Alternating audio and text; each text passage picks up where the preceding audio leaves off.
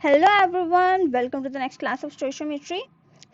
अभी हम क्या करेंगे, हम एप्लीकेशन ऑफ मोल कंसेप्ट पे बेस्ड कुछ डिफिकल्ट क्वेश्चंस करेंगे। एंड ये वीडियो देखना बहुत ही ज़्यादा ज़रूरी है आप लोगों के लिए, क्योंकि यहाँ पे आपको पता चलेगा कि रिएक्शन बेस्ड कुछ क्वेश्चंस जो थोड़े हमें डिफिकल्ट लग रहे होते हैं उनको कैसे सॉल्व करना है। ठीक है, तो मोल concept, application of mole concept के ऊपर हम ऑलरेडी 2 लेक्चर्स कर चुके हैं, जिसमें फर्स्ट में हमने किया था reaction based, balanced reactions based हमने क्वेश्चंस किए थे, जहाँ पे लिमिटिंग रिएजेंट नहीं यूज करना पड़ता है। ठीक है, क्योंकि वहाँ पे वन रिएक्टेंट का इंफॉर्मेशन दिया होता है। देन हमने इसके बाद लेक्चर किया था जहाँ पे हमें एटलीस्ट मतलब मोर देन वन रिएक्टेंट का अगर इंफॉर्मेशन मेंशन है तो हमें लिमिटिंग रिएजेंट यूज करना पड़ता है। ठीक है, तो आज हम करने वाले हैं application of mole concept he, but कुछ डिफिकल्ट क्वेश्चंस का। ठीक है, हम अपने फर्स्ट क्वेश्चन के साथ स्टार्ट करते हैं यहाँ पे फटाफट। तो यहाँ पे हमारे पास क्या है, a mixture of NaCl and Na2CO3 हमारे पास है। ठीक है, तो सबसे पहले तो हम यही देख लेते हैं क्योंकि हमारे पास NaCl है एंड हमारे पास Na2CO3 है। ठीक है, तो वो बोल रहे हैं on heating 12 gram of the mixture, it means ये जो हमारे पास मिक्सचर है वो 12 ग्राम है विद डाइल्यूट HCl। ओके, तो इन दोनों मिक्सचर का हमें रिएक्शन कराया है इन्होंने HCl के साथ, एंड वो हमें बोल रहे हैं कि 2.24 gram of CO2 is evolve. Okay, CO2 evolve हुआ है जिसका 2.24 ग्राम मेंशन है। ठीक है, eight normal temperature calculate the amount of 2 components in the mixture. Amount of 2 components हमको कैलकुलेट करना है। ठीक है, देखो सबसे पहले तो आपको यहाँ पे ये पता होना चाहिए, क्योंकि बहुत ही इजी क्वेश्चन है तो मैं आपको बता देती हूँ कि HCl आपको पता है कि एक एसिड होता है। ठीक है, तो ऑब्वियस सी बात है कोई भी एसिड जो होगा वो एक बेस के साथ ही रिएक्ट हो सकता है, जिसमें यहाँ पे NaCl जो हमारे पास है वो न्यूट्रल सॉल्ट है। ठीक है, एंड Na2CO3 जो हमारे पास है वही हमारे पास बेसिक सॉल्ट है। ठीक है, तो एक एसिड जो है वो बेस के साथ ही रिएक्ट हो सकता है, तो इट मीन्स वो Na2CO3 के साथ ही रिएक्ट होगा। तो बेसिकली आपकी यहाँ पे रिएक्शन है Na2CO3 plus HCl giving NaCl plus H2O plus CO2। ठीक है, तो ये आपकी रिएक्शन है एंड NaCl HCl के साथ कुछ भी नहीं कर रहा है। एंड ये जो CO2 आपका प्रोड्यूस हुआ है इसका इन्होंने अमाउंट बता दिया है कि 2.24 ग्राम आपका प्रोड्यूस हुआ है। तो इस CO2 से आपको क्या करना है, यहाँ पे Na2CO3 का इंफॉर्मेशन निकालना है। तो सबसे पहले तो आपको ऑब्वियस सी बात है किसी भी बैलेंस रिएक्शन में जब आप कोई भी क्वेश्चन करते हो तो आप मोल के टर्म्स में करते हो। तो CO2 का सबसे पहले आप मोल निकालोगे, तो 2.24 ग्राम को अगर आप 44 से डिवाइड कर दोगे तो आपके पास CO2 के मोल्स आ जाएंगे। ठीक है, तो वो हमारे पास कितने आ रहे हैं, 0.05 मोल्स हमारे पास आ रहे हैं। ठीक है, तो यहाँ पे हम बैलेंस रिएक्शन से देख सकते हैं कि जितने मोल हमारे CO2 के प्रोड्यूस हुए हैं उतने ही मोल Na2CO3 के रिएक्ट हुए थे।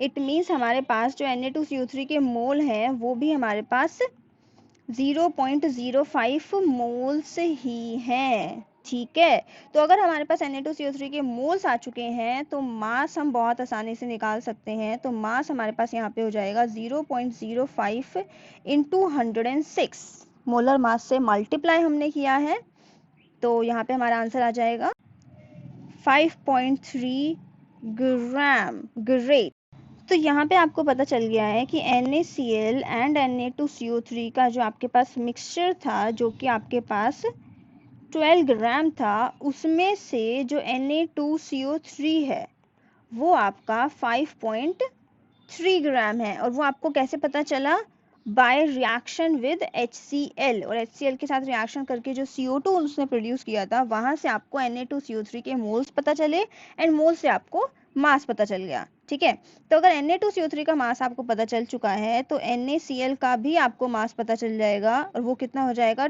12 minus 5.3 and which comes out to 6.7 gram. Great, तो आपको Na2CO3 का भी मास पता चल गया एंड आपको NaCl का भी मास पता चल गया। ठीक है, सो ये हमने क्वेश्चन कर लिया है। आई होप ये क्वेश्चन आपको समझ आया होगा एंड इजी भी लगा होगा। ठीक है, तो फटाफट से चलते हैं अपने नेक्स्ट क्वेश्चन की तरफ। ओके, सो इस क्वेश्चन में वो आपको क्या बोल रहे हैं, that you are having a 10 gram sample of a mixture of calcium and sodium chloride। ठीक है, तो आपके पास CaCl2 है एंड आपके पास NaCl है, ठीक है। तो ये आपके पास मिक्सचर है जो कि आपके पास 10 ग्राम है। तो वो बोल रहे हैं इज ट्रीटेड विद Na2CO3। तो Na2CO3 से इसको ट्रीट किया है, देन आपके पास प्रेसिपिटेट आया है CaCO3 का, एंड देन उसको हीट किया है तो आपके पास CaO प्रोड्यूस हुआ है, ठीक है। एंड आपको फाइनली CaO जो प्रोड्यूस हुआ है उसका अमाउंट दिया हुआ है कि 1.62 ग्राम आपका प्रोड्यूस हुआ है। सो this is your question, and last में आपसे पूछा है the percentage by mass of CaCl2 in the original mixture. तो CaCl2 का परसेंटेज बाय मास उन्होंने पूछा है, ठीक है। तो देखो एक बात तो यहाँ पे बहुत क्लियर है कि Na2CO3 के साथ जो रिएक्शन कर रहा है वो CaCl2 ही कर रहा है, NaCl कोई रिएक्शन नहीं देगा। तो अगर NaCl कोई रिएक्शन नहीं देगा तो यहाँ पे आप बहुत ही बेसिक रिएक्शन लिख सकते हो कि यहाँ पे क्या हो रहा है, CaCl2 Na2CO3 के साथ रिएक्शन कर रहा है, ठीक है। देन आपके पास आ रहा है CaCO3, एंड देन CaCO3 को जब हीट कर रहे हैं तो हमारे पास आ रहा है CaO प्लस CO2। तो this is your whole reaction, ठीक है। एंड यहाँ पे आपको CaO का मास दिया हुआ है कि 1.62 ग्राम प्रोड्यूस हुआ है। तो एक बात सोचो, यहाँ पे हमने होल बैलेंस रिएक्शन लिख दी है, मतलब पूरी रिएक्शन नहीं बट जो जो चीजें हमें एक्चुअल में चाहिए वो हमने लिख दिया है। तो यहाँ से हम देख सकते हैं कि 1 मोल ऑफ CaO प्रोड्यूस होगा फ्रॉम 1 मोल ऑफ CaCO3।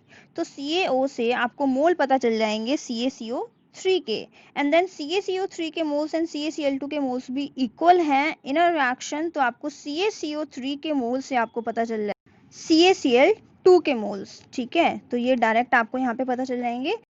तो हमें बेसिकली निकालना क्या है, CaO के हमें मोल्स निकालने हैं। तो वो क्या हो जाएगा हमारा given mass divide by molar mass, जो कि होता है हमारा 56 ग्राम। तो यहाँ से हमारे जो मोल्स आ रहे हैं वो आ रहे हैं 0.0289 मोल्स, ठीक है। तो हम बहुत क्लियरली यहाँ पे बोल सकते हैं कि अगर CaO के मोल्स इतने हैं तो CaCl2 के भी मोल्स डायरेक्ट यहाँ पे हमारे पास 0.0289 मोल्स हो जाएंगे, ठीक है। तो अब हमारे पास मास कितना हो जाएगा, तो mass of CaCl2 in the mixture कितना हो जाएगा 0.0289 इन मोलर मास, जो कि हमारे पास होता है 111 ग्राम, ठीक है। तो इसको सॉल्व करके हमारे पास आ रहा है 3.2 ग्राम। तो यहाँ पे हमें पता चल चुका है कि CaCl2 का हमारे पास कितना ग्राम है मिक्सचर के अंदर, जो कि है 3.2 ग्राम हमारे पास है। तो परसेंटेज कितना हो जाएगा हमारे पास CaCl2 का, जितना मास हमारे पास है which is 3.2 gram divide by mixture का मास इनटू 100। तो यहाँ पे हमारे पास कुछ 32% आएगा, एंड जो कि हमारा बी ऑप्शन से मैच कर रहा है, तो इसलिए हमारा आंसर हो जाएगा यहाँ पे बी, ठीक है। तो ये भी क्वेश्चन हमारा हो गया है। अब हम चलते हैं अपने नेक्स्ट क्वेश्चन की तरफ। सो ये बहुत इंटरेस्टिंग क्वेश्चन है हमारे पास। तो यहाँ पे हमें बोल रहे हैं कि हमारे पास 11.4 ग्राम ऑफ अ मिक्सचर है जिसके अंदर ब्यूटीन एंड ब्यूटेन है, ठीक है। तो ये हम लिख लेते हैं कि हमारे पास C4H8 एंड C4H10 है, एंड इस मिक्सचर का जो हमारे पास मास है वो है 11.4 ग्राम, ठीक है। तो इसको एक्सेस ऑफ ऑक्सीजन में बर्न किया है एंड हमारे पास CO2 प्लस H2O आया है। तो यस हमें पता है ये एक कॉम्बशन रिएक्शन है जिसमें हम हाइड्रोकार्बन को अगर O2 की प्रेजेंस में बर्न करते हैं तो हमारे पास CO2 प्लस H2O ही आता है, ठीक है। तो इन्होंने हमें बता दिया है कि हमारे पास CO2 कितना प्रोड्यूस हुआ है 35.2 ग्राम एंड H2O कितना प्रोड्यूस हुआ है 16.2 ग्राम, ठीक है। एंड यहाँ पे हमसे पूछा क्या है, परसेंटेज ऑफ ब्यूटेन हमसे पूछा है। देखो बहुत ही इजी क्वेश्चन है ये। कभी कभी क्या होता है ना कि एक क्वेश्चन के अंदर जितनी इंफॉर्मेशन मेंशन होती है हमें वो सारी इंफॉर्मेशन यूज करनी ही नहीं होती है। तो लेट्स सी हमें यहाँ पे क्या करना है इस क्वेश्चन के अंदर। देखो सबसे पहले तो हम क्या करते हैं, ब्यूटीन एंड ब्यूटेन की इंडिविजुअल रिएक्शन लिख लेते हैं O2 के साथ, क्योंकि अभी तक हम जितने क्वेश्चंस कर रहे थे उसमें कोई एक ही हमारा रिएक्टेंट होता था, मतलब कोई एक ही सब्सटेंस होता था मिक्सचर के अंदर जो रिएक्शन कर रहा होता था। बट यहाँ पे ऐसा नहीं है, यहाँ पे आपके दोनों सब्सटेंसेस रिएक्शन कर रहे हैं O2 के साथ। तो हम इंडिविजुअल रिएक्शन लिख लेते हैं दोनों की। तो C4H8 को जब हम O2 के साथ रिएक्शन करेंगे तो हमारे पास ऑब्वियस ही बात है CO2 प्लस H2O ही बनेगा, but we need to balance this reaction. And balance करके हमारे पास यहाँ पे क्या आ जाएगा 4 एंड यहाँ पे भी हमारे पास क्या आ जाएगा 4, ठीक है, एंड यहाँ पे हमारे पास आ जाएगा 6। देन हमारे पास क्या है, हमारे पास ब्यूटेन की रिएक्शन है तो C4H10 प्लस O2, तो यहाँ पे भी हमारे पास CO2 प्लस H2O ही मिलेगा। तो इसको जब हम बैलेंस करेंगे तो अगेन 4 आ जाएगा, यहाँ पे आ जाएगा 5 एंड यहाँ पे आ जाएगा 13/2।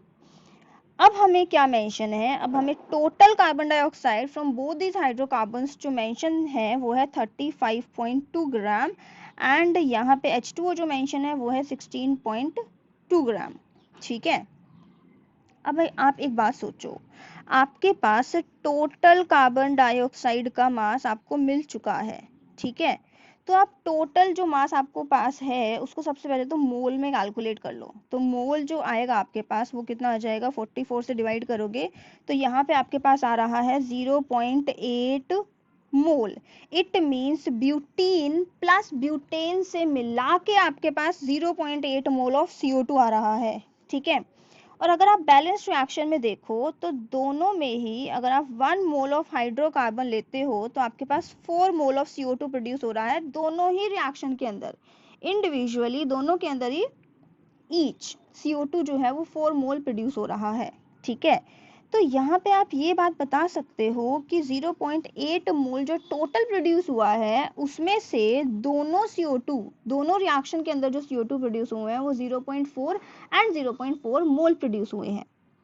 इतना आपको समझ आ रहा है ना कि अगर दोनों रिएक्शन में 4 मोल ऑफ CO2 प्रोड्यूस हो रहे हैं फ्रॉम 1 मोल ऑफ हाइड्रोकार्बन, ठीक है, इट मीन्स जो भी टोटल मोल है आपका CO2 उसका हाफ मोल आपकी दोनों रिएक्शन में प्रोड्यूस हुआ है। तो मैं यहाँ पे बोल सकती हूँ कि ब्यूटेन के साथ जो CO2 प्रोड्यूस हुआ है वो 0.4 मोल प्रोड्यूस हुआ है, ठीक है। तो यहाँ पे आप देख सकते हो कि अगर 4 मोल ऑफ CO2 जो है वो प्रोड्यूस होता है 1 मोल ऑफ ब्यूटेन से, ठीक है, 0.4 मोल ऑफ CO2 कितने ब्यूटेन से प्रोड्यूस होगा, कितने मोल ऑफ ब्यूटेन से प्रोड्यूस होगा, तो वो आपका आ जाएगा 0.1 मोल ऑफ ब्यूटेन से, ठीक है। तो यहाँ पे आपका आ गया है, मतलब कि आपका यहाँ पे 0.1 मोल होना चाहिए ब्यूटेन का, ग्रेट। तो यहाँ पे अब आपके पास मोल आ चुका है ब्यूटेन का, तो ऑब्वियसली बात है आप मास भी निकाल लोगे। तो अगर आपके पास C4H10 का जो मोल मेंशन है या फिर जो आ गया है वो आपका 0.1 मोल आ गया है, तो मास आपका कितना हो जाएगा, मोल को जब आप मोलर मास से मल्टीप्लाई कर दोगे जो कि है आपका 58, ठीक है, तो यहाँ से आपका मास आ जाएगा 5.8 ग्राम।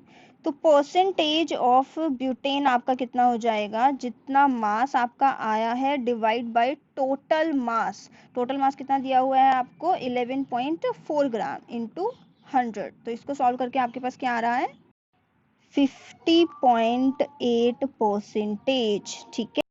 तो वो आप देखना 50.8% आपके ए ऑप्शन में मेंशन है, तो आपका आंसर हो जाएगा यहाँ पे ए। सो बस ये भी हमारा क्वेश्चन हो गया है। तो यहाँ पे मैं ये बोल रही थी कि H2O का जो ग्राम आपको दिया हुआ है इस क्वेश्चन के अंदर उसका आपको कोई यूज ही नहीं है, ठीक है। या फिर आप ऐसे कर सकते थे कि H2O के मास से आप क्वेश्चन सॉल्व कर लेते तो आपको CO2 का कोई यूज नहीं होता, ठीक है। तो वो आपके ऊपर है कि आपको कैसे क्वेश्चन सॉल्व करना है। तो ये भी हमारा क्वेश्चन हो गया है। Now let's move to next question. Okay, so इस क्वेश्चन में हमें क्या करना है ना, देखो बहुत ही इजी क्वेश्चन है ये। हमें दिया हुआ है कि 2 ग्राम ऑफ मिक्सचर है जिसके अंदर है Na2CO3 एंड NaHCO3 और वो बोल रहे हैं loses 0.248 gram when heated at 300 degree Celsius. इन्होंने हमें बहुत आसान भी कर दिया हमारे लिए क्वेश्चन, क्योंकि इन्होंने खुद ही बता दिया the temperature at which NaHCO3 decomposes to Na2CO3 CO2 and H2O, ठीक है। मतलब ऐसा भी हो सकता था कि क्वेश्चन के अंदर ये मेंशन नहीं होता। तो ये आपको पता होना चाहिए कि आपके पास जैसे कि यहाँ पे एक मिक्सचर के अंदर Na2CO3 एंड NaHCO3 है, ठीक है, जो कि आपको 2 ग्राम दिया हुआ है। तो अगर उसको हीट करते हैं तो Na2CO3 हीट करने पर डिकम्पोज नहीं होता है, ठीक है। Na2CO3 की कोई रिएक्शन नहीं होती है हीटिंग पर, बट NaHCO3 जो है वो कन्वर्ट हो जाता है Na2CO3 plus CO2 plus H2O में, ठीक है। अब हम ये जो कर रहे हैं वो 300 डिग्री सेल्सियस पर कर रहे हैं। तो ये तो हमारा हो गया। तो अब हमें जब पता ही है कि हमारे जो मिक्सचर है उसके अंदर सिर्फ NaHCO3 रिएक्ट कर रहा है, बाकी कोई भी चीज़ रिएक्ट नहीं कर रही है, ठीक है, तो हम यहाँ पे सबसे पहले तो अपनी इंडिविजुअल रिएक्शन लिख लेते हैं। NaHCO3 जो कि 300 डिग्री सेल्सियस पर Na2CO3 plus CO2 plus H2O बना रहा है, ठीक है। अब 300 डिग्री सेल्सियस पे या फिर किसी भी टेम्परेचर पे CO2 तो हमें पता ही होता है कि गैस है, बट 300 डिग्री सेल्सियस पे H2O जो है वो भी वेपर्स की फॉर्म में होंगे। इट मीन्स वो भी इवेपोरेट आउट हो जाएंगे। तो हमारा जो भी लॉस हो रहा है वो इन दोनों की वजह से होगा, एंड जो लॉस है हमारा वो 0.248 ग्राम दिया हुआ है। तो ये बात आपको समझनी थी यहाँ पे, क्योंकि जनरली हम वाटर क्या है, हमारा लिक्विड होता है तो हम उसे कंसीडर ही नहीं करते हैं, बट यहाँ पे जो हमें टेम्परेचर दिया हुआ है यहाँ से आपको समझना था कि 100 डिग्री सेल्सियस के बाद H2O वेपर्स फॉर्म में होता है, तो वो भी इवेपोरेट आउट कर जाएगा और वो भी उसकी वजह से भी लॉस कंसीडर किया जाएगा, ठीक है।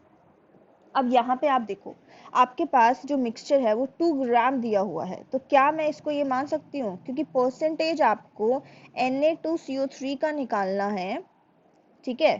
तो बट रिएक्शन आपकी किसके साथ हो रही है, NaHCO3 के साथ। तो हम ये मान लेते हैं कि हमारे पास जो NaHCO3 है कि लेट्स से वो हमारे पास x ग्राम है, तो Na2CO3 हमारे पास कितना हो जाएगा, 2 माइनस x ग्राम हो जाएगा। ग्रेट। तो यहाँ पे अब हम क्या देखेंगे कि ओके NaHCO3 अगर हमारे पास x ग्राम है तो मोल्स कितने हो जाएंगे, क्योंकि कोई भी रिएक्शन जो होती है वो हमेशा हम मोल्स की फॉर्म में स्टडी करते हैं।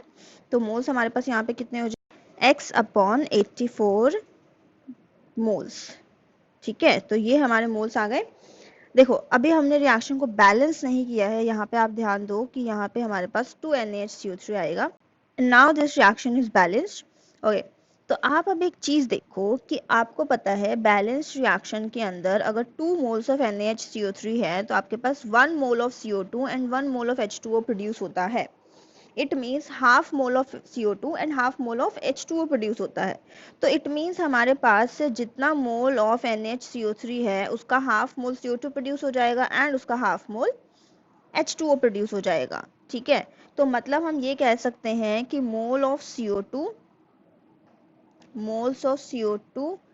Is equal two moles of H2O produced, और उसका वैल्यू क्या है, कितना मोल्स प्रोड्यूस हो रहा है हमारा, हाफ ऑफ NaHCO3 के मोल्स, ठीक है। तो वो क्या हो जाएगा x/84 इंटू 1/2, तो ये हो जाएगा x/168। तो यहाँ पे हमारे पास मोल्स आ चुके हैं CO2 के एंड H2O के, ठीक है। तो यहाँ तक हमने अपना क्वेश्चन सॉल्व कर लिया है। CO2 और H2O के हमारे पास मोल्स आ गए हैं। तो यहाँ से आप एक बात बोल सकते हो कि अगर आपके पास मोल आ गए तो आपके पास मास भी आ जाएगा, कैसे, मोलर मास से मल्टीप्लाई करके। तो सबसे पहले तो हमारे पास यहाँ पे CO2 का कितना हो जाएगा, x/168 इंटू 44, तो इतना मास हमारे पास आ जाएगा CO2 का। एंड H2O का हमारे पास कितना मास आ जाएगा, x/168 into 18, so this is the mass of H2O। तो हमें फाइनली कितना मास बताया था कि कितना मास लॉस हुआ था, वो हुआ था 0.248 ग्राम। सो ये जो पूरा मास है this should be equal to 0.248 gram. तो अगर हम इसको यहाँ पे इक्वेट करते हैं तो ये हो जाएगा x divide by 168 into 44, then हमारे पास क्या हो जाएगा x/168 into 18 is equal to 0.248। Great. तो यहाँ से हमारे पास जो x का वैल्यू आ रहा है सॉल्व करके वो हमारे पास आ रहा है 0.67, ठीक है। तो ये हमारे पास मास आ गया, बट ये जो हमारा मास आया है वो हमारा किसका आया है, NaHCO3 का, क्योंकि x हमने वही अज्यूम किया था, ठीक है। तो Na2CO3 का हमारे पास कितना मास आ जाएगा, this will be equal to 2 minus 0.67, तो ये हमारे पास कितना आ जाएगा 1.33 ग्राम, ठीक है। तो परसेंटेज ऑफ Na2CO3 हमारे पास कितना आ जाएगा 1.33 डिवाइड बाई 2 इंटू 100, तो ये कितना परसेंटेज आ रहा है हमारे पास? 66.5%, जो कि हमारा बी ऑप्शन से मैच कर रहा है। तो हमारा आंसर क्या हो जाएगा यहाँ पे? बी। तो सी, आपने ये भी क्वेश्चन कर लिया है। आई होप ये क्वेश्चन आपको समझ आया होगा। थोड़ा सोचने वाला क्वेश्चन था, बट सी ऐसे ऐसे क्वेश्चंस आपके पास आएंगे। अगर आप ऐसे क्वेश्चंस की प्रैक्टिस कर लोगे तो that will make you easy to solve such kind of questions, है ना। सो फिर चलते हैं अपने नेक्स्ट क्वेश्चन की तरफ। ओके, सो ये हमारा बहुत इंटरेस्टिंग क्वेश्चन है, ठीक है। ध्यान से देखना, यहाँ पे हम क्या करने वाले हैं। देखो हमारे पास क्या है, suppose two elements x and y, ठीक है। तो x एंड y है हमारे पास, combined to form two compounds xy2 and x2y3, ठीक है। तो यहाँ पे आप बहुत आसानी से बोल सकते हो कि आपके पास x एंड y कंबाइन किया है, तो या तो वो xy2 बना रहे हैं या फिर x एंड y कंबाइन करके आपके पास x2y3 बना रहे हैं, ठीक है। तो आपको क्या क्या फर्दर इंफॉर्मेशन मेंशन है वो बोल रहे हैं 0.05 मोल ऑफ XY2, तो इसके हमें कितने मोल्स मेंशन है? 0.05 मोल्स, और हमें ये बोल रहे हैं कि इतने मोल्स का जो वेट है वो 5 ग्राम है, ठीक है। एंड X2Y3 की क्या इंफॉर्मेशन? हमें नंबर ऑफ मॉलिक्यूल्स मेंशन है जो कि हैं 3.011 इंटू 10⁻23 मॉलिक्यूल्स, है ना। एंड इतने मॉलिक्यूल्स का जो मास है वो हमें दिया हुआ है कि वो कितना है? 85 ग्राम। यहाँ पे सबसे पहले तो आप क्या कर रहे हो ना, सबसे पहले तो ये जो आपको मॉलिक्यूल्स दिए हुए हैं इनको मोल्स में कन्वर्ट कर लो, एंड ये आपके पास आएंगे 0.5 मोल्स, ठीक है। अब तो आपको मोल कंसेप्ट बहुत अच्छे से आता है, तो ये तो आप निकाल ही लोगे। तो आपको पता है कि मोल क्या होता है। तो मोल आपके पास होता है given mass upon molar mass. तो मुझे एक बात बताओ, क्या आप इसको ऐसे नहीं लिख सकते, given mass is equal to mole into molar mass? Great, हम इसको बिल्कुल ऐसे लिख सकते हैं, ठीक है। तो अगर हम यहाँ पे फर्स्ट इक्वेशन से देखें तो क्या हमारी इक्वेशन नहीं बन सकती? मोल्स हमें दिए हुए हैं 0.05, मोलर मास किस किस की वजह से होगा? x की वजह से होगा एंड y की वजह से होगा। तो हमारे पास क्या है? 1x है एंड 2y है, ठीक है। तो इन दोनों का molar mass and that should be equal to 5। तो ये हमारी फर्स्ट इक्वेशन हो गई। देन सेकंड के अकॉर्डिंग हम क्या बोल सकते हैं? हमारे पास कितने मोल हैं? 0.5, और क्या क्या किस मोलर मास किस किस का होना चाहिए? 2 of x plus 3 of y, और ये किसके इक्वल होगा? 85 के। तो ये हमारी हो गई सेकंड इक्वेशन। तो बस अब हमें ये दो equation solve, and then we will be done with our question, ठीक है। सो फटाफट से करते हैं इसको सॉल्व। तो यहाँ पे मैंने इक्वेशन को कुछ थोड़ा सा सॉल्व कर लिया है ऑलरेडी। तो यहाँ पे हमारे पास फर्स्ट इक्वेशन से जो x का वैल्यू आया ये आया है, तो इस वैल्यू को हम इस इक्वेशन में इक्वेट करेंगे तो हमारे पास क्या आ जाएगा? 2 into 100 minus 2y plus 3y is equal to 170। Further solve करने पे हमारे पास y का वैल्यू आ गया है यहाँ पे 30, ठीक है। एंड यही y के वैल्यू को जब हम इस थर्ड इक्वेशन में पुट करेंगे तो यहाँ से अब हमारे पास आ जाएगा x का वैल्यू, तो वो हमारे पास क्या आ जाएगा? 100 माइनस 2y। तो y में जब हम वैल्यू पुट करेंगे तो ये हमारे पास हो जाएगा 100 माइनस 60, तो यहाँ पे हमारे पास आ जाएगा 40, ठीक है। तो x का वैल्यू हमारे पास आ गया 40 एंड y का वैल्यू आ गया 30, जो कि हमारे पास सी ऑप्शन में मेंशन है, तो इसलिए हमारा आंसर हो जाएगा यहाँ पे सी। तो सी कितना इजी क्वेश्चन था यहाँ पे। तो आई होप ये आपको क्वेश्चन समझ आ गया होगा, है ना। सो चलते हैं अपने नेक्स्ट क्वेश्चन की तरफ। Okay, so this is another very important question, like literally very important. तो इसको तो बहुत ज़्यादा ध्यान से देखना, ठीक है। इवन आई कैन से कि आप एक बार में ये क्वेश्चन नहीं कर सकते, तो प्लीज़ इसको ध्यान से देखना and do right it in your notes, and उसको इम्पोर्टेंट मार्क कर लेना कि बहुत इंपॉर्टेंट है। देखो, तो यहाँ पे हम देखते हैं कि हमारे पास क्या है, एक सैंपल ऑफ क्ले है, ठीक है। तो ओके, ठीक है, हमारे पास एक क्ले है जिसके अंदर वो हमें बोल रहे हैं कि हमारे पास 12% ऑफ वाटर है, ठीक है। फिर उन्होंने कहा है कि विच इज़ पार्शियली ड्राई, उसको ड्राई किया गया and then found to contain 40% silica and 7% water. मतलब ड्राई करने के बाद उसके अंदर 40% सिलिका एंड 7% वाटर है।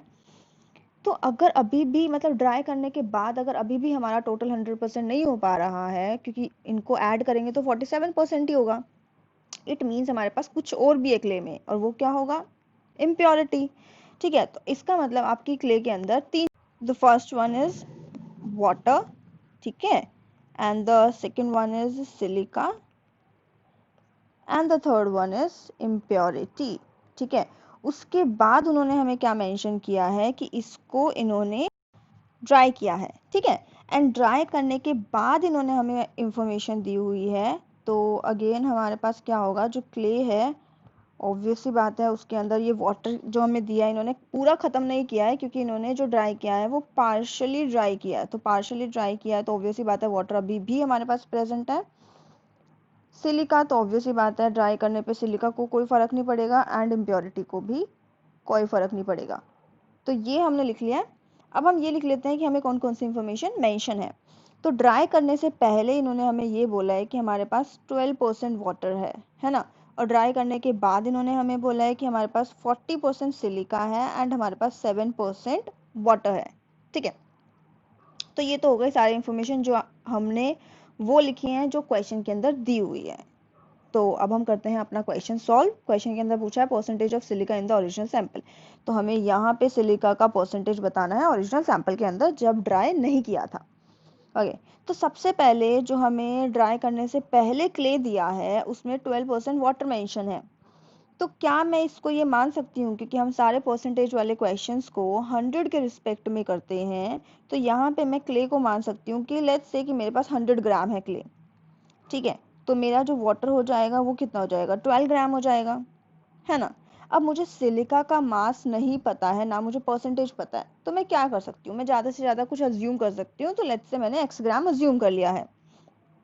तो अगर मेरे पास टोटल जो है क्ले 100 ग्राम है, तो अब इम्प्योरिटी कितना हो जाएगा, इम्प्योरिटी हो जाएगा 100, उसमें से माइनस कर देंगे वाटर और उसमें से माइनस कर देंगे सिलिका। तो ये मैं कुछ बोल सकती हूँ कि मेरे पास 88 माइनस x ग्राम कुछ इम्प्योरिटी आ जाएगी, ठीक है, बिल्कुल सही है एकदम। ड्राई करने के बाद मुझे एक बात बताओ, क्या सिलिका पे कोई फर्क, जब सिलिका पे कोई फर्क ही नहीं पड़ा है तो इट मीन्स सिलिका का जो मास है वो तो सेम ही रहेगा ना। मतलब उस 40% के अंदर आप ये कह सकते हो कि आपके पास x ग्राम ही है ना। एंड इम्प्योरिटी पे भी कोई फर्क नहीं पड़ रहा है, इट मीन्स आपका इम्प्योरिटी भी 88 माइनस x ग्राम ही है। बट हाँ, वाटर का मास चेंज हो चुका होगा। अब आप यहाँ पे ये नहीं बोल सकते कि वाटर का मास जो है वो 7 ग्राम है, या फिर अब ये जो आपके पास ड्राई क्ले आया है अब यहाँ पे ये 100 ग्राम है, ये भी आप नहीं बोल सकते हो, ठीक है, क्योंकि आपको पता ही नहीं है कि कितना इवेपोरेट आउट हुआ है ना। तो इसीलिए जब आपको पता ही नहीं है वाटर का मास कितना है, तो जब हमें कोई चीज़ नहीं पता होती है तो हम उसे कोई वेरिएबल ले लेते हैं। तो लेट्स से हमारे पास यहाँ पे कुछ y ग्राम है वाटर, ठीक है। अब आपको देखो खुद समझ आ गया होगा कि कितना कॉम्प्लेक्स क्वेश्चन है, बट आई होप यहाँ तक आपको चीज़ें समझ आ गई हैं जो मैंने बोली हैं। अब आप एक बात देखो, आफ्टर ड्राई, आफ्टर ड्राई आपके पास जो वाटर है वो 7% है एंड जो सिलिका है वो आपके पास 40% है, ठीक है। तो देखो सबसे पहले तो मैं आपको परसेंटेज के अकॉर्डिंग वाटर का इक्वेशन लिखती हूँ, ठीक है, आफ्टर ड्राई। तो आफ्टर ड्राई के बाद आपके पास जो वाटर है वो 7% है। तो इस 7% को मैं कैसे लिख सकती हूँ, तो वाटर का जो मास है मेरे पास वो क्या है, मेरे पास y। तो y डिवाइड बाय सबका mass into 100 should be equal to 7। बिल्कुल एकदम सही बोल रहे हैं, ठीक है। तो y डिवाइड बाय सबका मास, सबके मास में क्या क्या आ जाएगा, y खुद आ जाएगा, x आ जाएगा सिलिका एंड प्लस आ जाएगा इम्प्योरिटी। तो वो क्या है 88 minus x and this should be equal to 7%। तो 7 डिवाइड बाय 100। तो यहाँ से आप देखो आपके पास बड़ी इंटरेस्टिंग चीज़ आ गई कि ये x से x कैंसिल हो जाएगा, तो ये आपके पास आ गया y divide by y plus 88 is equal to 7 divide by 100। तो यहाँ पे ये आपकी इक्वेशन सॉल्व हो जाएगी विद रिस्पेक्ट टू y। तो ये मैंने यहाँ पे y के लिए सॉल्व कर दिया है एंड हमारे पास जो मास आ गया है वो आ गया 6.62 ग्राम, ठीक है। तो ये हमारा आ गया है। अब हम कर लेते हैं जो सिलिका का हमें 40% दिया हुआ है आफ्टर ड्राई, तो वो हम देख लेते हैं। तो सिलिका हमें जो 40% दिया हुआ है कि हमारे पास 40% है एंड सिलिका का जो मास है वो हम x ग्राम लेके चल रहे हैं, तो यहाँ पे क्या हो जाएगा x डिवाइड बाई खुद सिलिका प्लस y जो कि हमारा वाटर है एंड प्लस 88 माइनस x, ठीक है, and that should be equal to 40 divide by 100। अब देखो, अगर हम पहले सिलिका का परसेंटेज सॉल्व करते, ठीक है, तो हमारे पास यहाँ पे 2 वेरिएबल्स होते, ठीक है, यहाँ पे भी x एंड x कैंसिल हो रहा है, बट स्टिल हमारे पास 2 वेरिएबल्स होते, x एंड y। तो x एंड y के लिए आप फिर कैसे सॉल्व कर पाते? तो इसीलिए हमने क्या किया, पहले वाटर के परसेंटेज से हमने पहले y का वैल्यू निकाल लिया, ताकि हम y का वैल्यू अब इस इक्वेशन में पुट कर सके, ठीक है। तो यहाँ पे इस इक्वेशन को सॉल्व करके हमारे पास क्या आएगा, ठीक है, तो यहाँ पे मैंने सॉल्व करके पूरा लिख लिया है, तो हमारे पास यहाँ पे x का वैल्यू आ गया है। तो सी हमारे पास x का वैल्यू, ये x का वैल्यू हमारे पास क्या था, तो इसको प्रीवियस थोड़ा सा पीछे जाके देखो कि हमने x का वैल्यू को क्या सोचा था। हमने जब हमारे पास क्ले था बिफोर ड्राई, तो क्ले के अंदर जो सिलिका था, क्ले के अंदर जो सिलिका था उसको हमने x ग्राम अज्यूम किया था, ठीक है, एंड ये क्ले हमने 100 ग्राम अज्यूम किया था।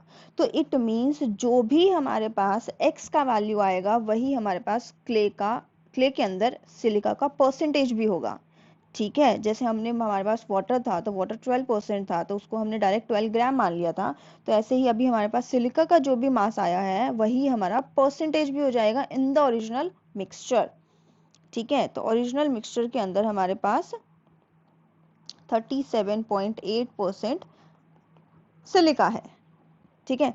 तो सी बहुत ही ज़्यादा इंटरेस्टिंग क्वेश्चन था ये, एंड एक बारे में सॉल्व होने वाला क्वेश्चन बिल्कुल नहीं है ये। अगर आपको थोड़ा सा भी गड़बड़ लग रहा है समझने में, तो इसको दोबारा से ज़रूर देखो, ठीक है, फिर आई होप आपको समझ आ जाएगा, है ना।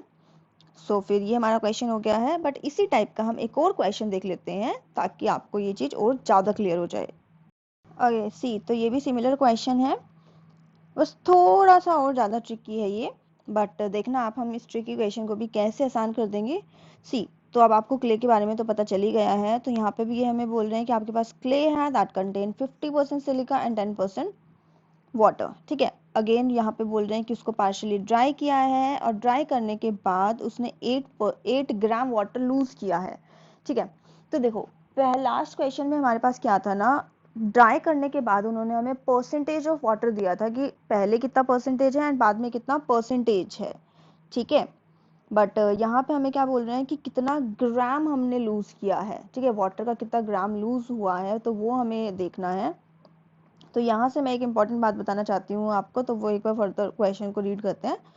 तो फर्दर क्वेश्चन है, if the percentage of silica in the partially dried clay is 52, ठीक है, तो पार्शियली ड्राई क्ले के अंदर सिलिका का परसेंटेज दे दिया है 52, एंड वो वाटर का परसेंटेज हमसे पूछ रहे हैं जब क्ले को हमने ड्राई कर दिया है उसके बाद, ठीक है। तो अगेन सबसे पहले तो हम अपनी वही इंफॉर्मेशन लिख लेते हैं। तो हमें पता है कि क्ले के अंदर हमारे पास क्या है, वाटर है, सिलिका है, एंड हमारे पास इम्प्योरिटी है, ठीक है। तो यहाँ पे हमें क्या क्या मेंशन किया हुआ है वो लिख लेते हैं कि वाटर हमारे पास कितना है 10% है, एंड सिलिका हमारे पास कितना है 50% है। तो ऑब्वियस सी बात है ये बहुत ही कि इम्प्योरिटी हमारे पास 40% ही होगी, है ना। तो ये हमने खुद से लिख लिया। तो आफ्टर ड्राइंग, तो ड्राई करने के बाद अगेन हमारे पास जो क्ले है, तो वाटर पूरा ख़त्म नहीं हुआ है, तो again we have to consider water, silica है हमारे पास, एंड ऑफ कोर्स इम्प्योरिटी है, ठीक है। तो इसकी क्या इंफॉर्मेशन दी है, वो बोल रहे हैं कि जो सिलिका हमारे पास है वो हमारे पास अब 52% हो गया है। ऑब्वियस सी बात है ना, अगर आप परसेंटेज की फॉर्म में बात करोगे, अगर एक चीज़ कम हो गई है लाइक वाटर कम हो गया है, तो दूसरी चीज़ का परसेंटेज इंक्रीज हो जाएगा, ठीक है। अब देखो आपको इस क्वेश्चन के अंदर क्या करना है, वो आपको बोल रहे हैं कि आपने 8 ग्राम वाटर का लॉस किया है। तो अगर आपने 8 ग्राम वाटर का लॉस किया है, तो अगर आपको इसको लॉस की फॉर्म में बोलना है, तो आपको एग्जैक्ट मास चाहिए कि इनिशियली वाटर का कितना मास था, और उसमें से आप 8 ग्राम माइनस कर दोगे, है ना। तो जब आपको ऐसा कुछ एग्जैक्ट मास चाहिए होता है, चाहे बेशक वो एक्स की टर्म्स में हो, क्योंकि जैसे हम पहले जब इमेजिन कर रहे थे कि हमारा लेट्स से कि 100 ग्राम है क्ले, तो वो हमारी एग्जैक्ट वैल्यू नहीं थी, ठीक है, तो वो हमने परसेंटेज के अकॉर्डिंग किया था।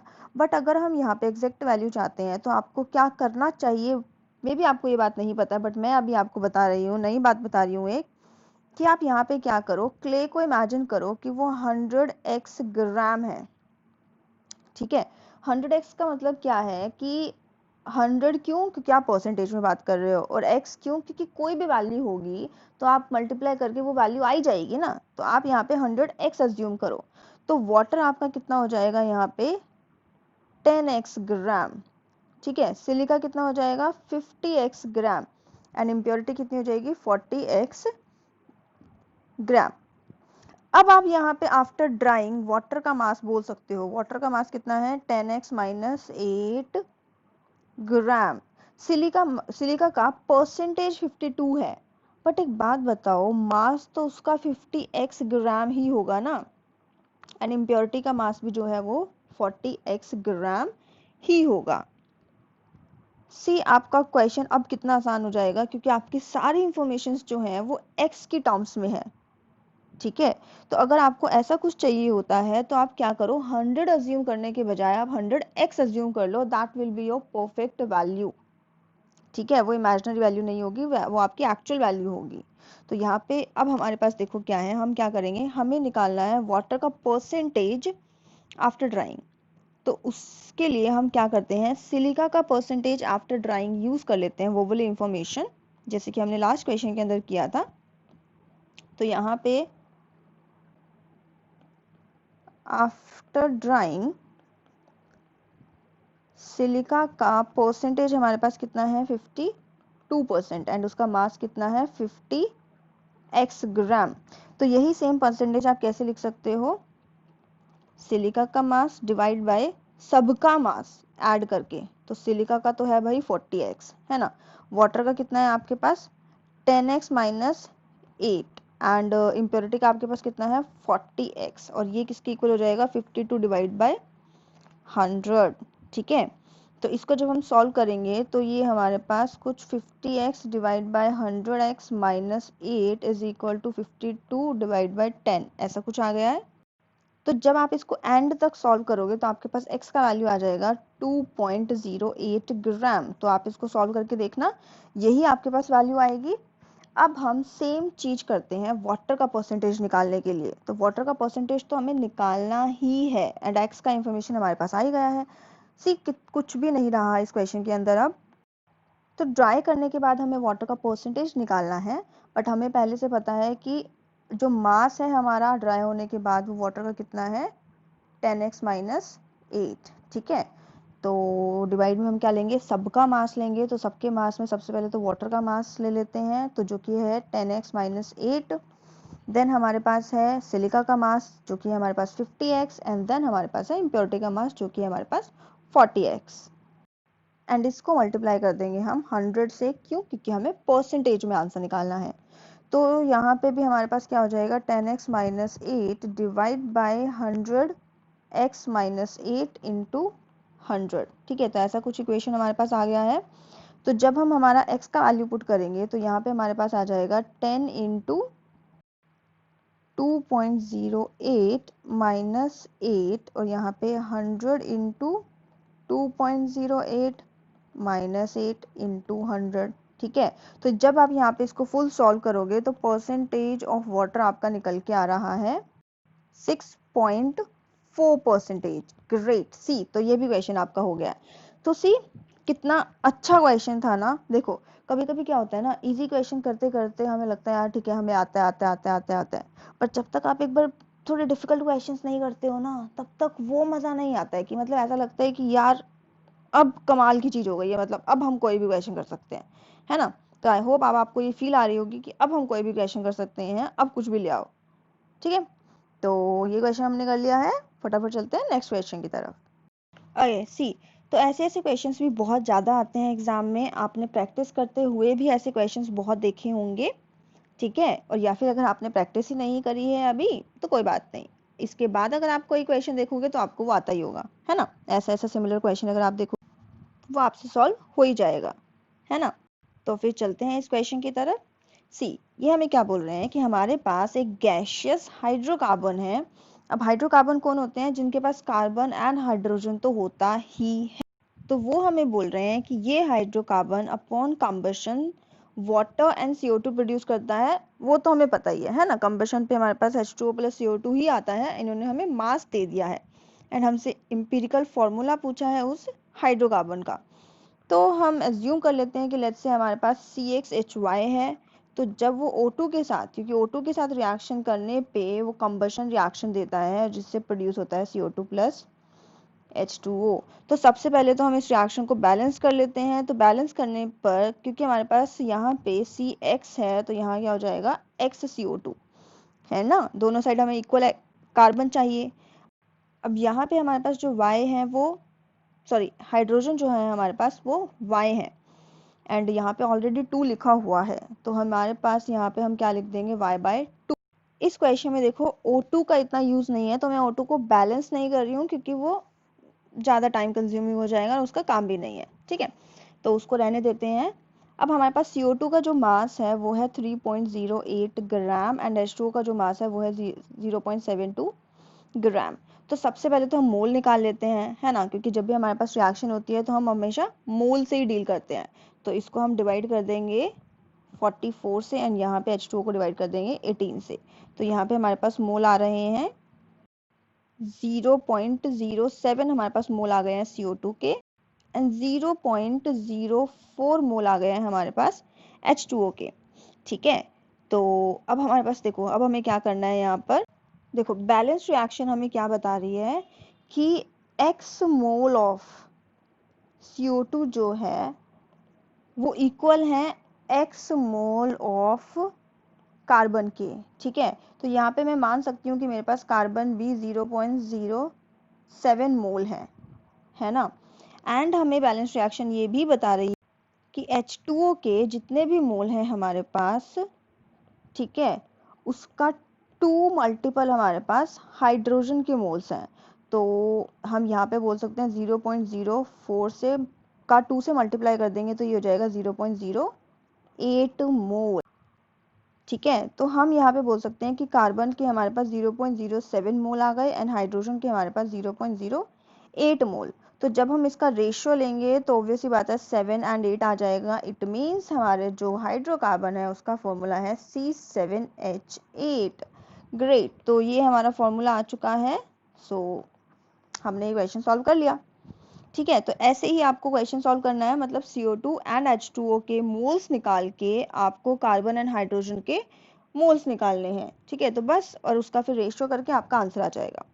तो ये हमारा क्वेश्चन हो गया है। ऐसा ही सिमिलर क्वेश्चन हम एक और देख लेते हैं ताकि ये चीज और ज्यादा क्लियर हो जाए आपको। तो आज के लेक्चर का ये हमारा लास्ट क्वेश्चन है। तो इसमें हमें बोल रहे हैं कि हमारे पास एक ऑर्गेनिक कंपाउंड है जिसका मोलर मास है 60 ग्राम एंड उसके अंदर कार्बन, हाइड्रोजन एंड ऑक्सीजन है, ठीक है। तो लास्ट क्वेश्चन में हमारे पास ऑक्सीजन नहीं था, बट अब हमारे पास ऑक्सीजन भी है। तो हम ले लेते हैं CXHYOZ, ठीक है। तो O2 के साथ इसको ट्रीट किया है तो मिलेगा हमारे को CO2 प्लस H2O ही, ठीक है। तो यहाँ पे हमें दिया हुआ है कि CO2 का मास हमारे पास कितना है 88 ग्राम एंड H2O का मास कितना है 36 ग्राम। तो अगर हम मोलर मास से डिवाइड करते हैं तो यहाँ पे हमारे पास CO2 का 2 मोल आ चुका है एंड हमारे पास H2O के लिए 18 से डिवाइड करके भी 2 मोल आ चुका है, ठीक है। तो यहाँ पे आप बहुत आसानी से बोल सकते हो कि कार्बन के भी आपके पास 2 ही मोल होंगे, क्योंकि हमने लास्ट क्वेश्चन में भी किया था जितने CO2 के मोल उतने ही हमारे पास कार्बन के मोल, क्योंकि बैलेंस रिएक्शन में हमारे पास यहाँ पे ऐसा कुछ है, ठीक है। बट हाइड्रोजन के मोल क्या होंगे, हाइड्रोजन के मोल डबल ऑफ H2O के मोल होंगे, क्योंकि हमें यहीं से पता चल रहा है कि यहाँ पे Y/2 है तो यहाँ पे Y है, ठीक है। तो Y is double of Y/2, तो इसलिए हाइड्रोजन के जो मोल होंगे वो 2 × 2 विच इज 4 मोल हो जाएगा। तो हमारे पास जो फॉर्मूला है वो C2H4OZ, ऐसा तो कुछ फॉर्मूला आ ही चुका है। अब हमें बस ऑक्सीजन बताने हैं कि हमारे पास कितने हैं, ठीक है, क्योंकि हमें एम्पिरिकल फॉर्मूला ही बताना है इस क्वेश्चन के अंदर। बट एक बात बताओ, उन्होंने हमें ऑलरेडी मोलर मास दे दिया है, तो इस फॉर्मूले के अंदर अगर हम मोलर मास के अकॉर्डिंग अपना क्वेश्चन करें तो मोलर मास क्या होगा, कार्बन का कितना मास होता है 12, तो 2 × 12, हाइड्रोजन के लिए 4 प्लस ऑक्सीजन के लिए आपको नहीं पता कि कितने हैं, तो आप यहाँ पे Z ले सकते हो इसको, तो Z × 16 and that will be equal to 60। तो ये आपके पास कितना आ रहा है, यहाँ पे आपके पास आ रहा है 24 + 4 and 16z is equal to 60। तो इसको अगर हम फर्दर सॉल्व करें तो ये आ रहा है 28 + 16z इज इक्वल टू 60। तो 16z आपके पास यहाँ पे हो जाएगा 32 एंड z आपके पास हो जाएगा 2। ग्रेट। तो बस आपका फॉर्मूला निकल चुका है। आपका फॉर्मूला क्या हो जाएगा, C2H4O2।